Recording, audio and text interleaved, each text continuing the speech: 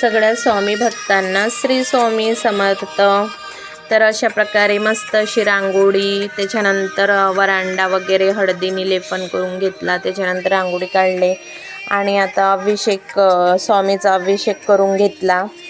आणि अभिषेक करताना माझ्याकडे गुलाबजल वगैरे ते जे होतं तेच केलं मी, पंचामृत आणि मस्त तांदूळ साखर वगैरे त्यांच्या अंगावर टाकून आता पाणी टाकून घेतलं आणि मस्त असं अभिषेक झाल्यानंतर छान मस्त असं रुमालीने पुसून घेतलंय मी स्वामींना।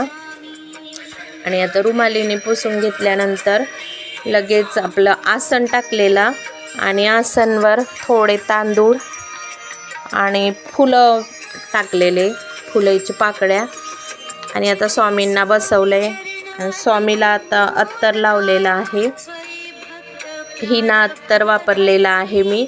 आणि आता त्यांचे वस्त्र घातलेले आहे, कपडे, की स्वामींना हे कपडे मी माझ्या हाताने शिवलेले आणि ते रोल पण मशीन बंद असल्या कारणाने मला हातानेच टाचे द्यावं लागले सगळ्याला।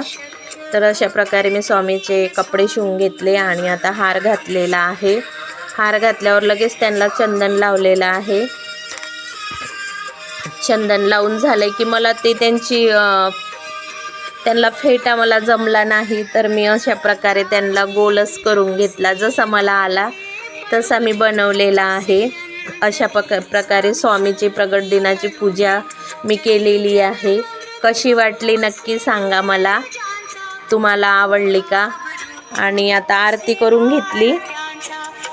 आरती माझ्या मिस्टरांनी आणि माझ्या मुलींनी पकडलेली होती आणि मी स्वामींना जेवणामध्ये लड्डू, बेसन लड्डू वगैरे केलेले होते आणि हे केक आणलेला होता, माझ्या मुली केक आणायचं म्हणत होत्या, तर आणि माझी छोटी मुलगी खूप रडत होती केक कापायला, तर लगेच मी केक कापलेला आहे।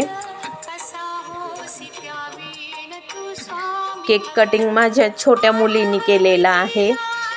अशा प्रकारे आम्ही केक कटिंग करून घेतला आणि आता स्वामींना नैवेद्य, तर हे लड्डू, खीर, त्याच्यानंतर शेंगाची भाजी केलेली होती, बेसन लड्डू आहे, ही शेवयाची खीर, पुरणपोळे, दूध, राईस, कुरड्या, पापड वगैरे अशा प्रकारे मी नैवेद्य बनवलेला होता।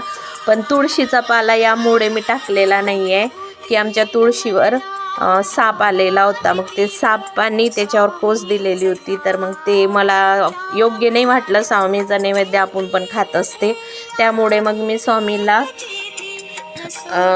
ते तुळशीचे पानच टाकलेले नाही, थोडेसे असे साईडला ठेवले आणि आता स्वामींना नैवेद्य भरवत आहे, की आता अशा प्रकारे स्वामी नैवेद्य ग्रहण करत आहे। स्वामींना माझ्या मुलीने पण केक वगैरे सगळं लावून सगळं लाल लाल करून टाकलेलं आहे आणि स्वामीला डेली असंच खेळत घेत आहे आणि असंच ती सगळं स्वामींना त्रास देत राहते।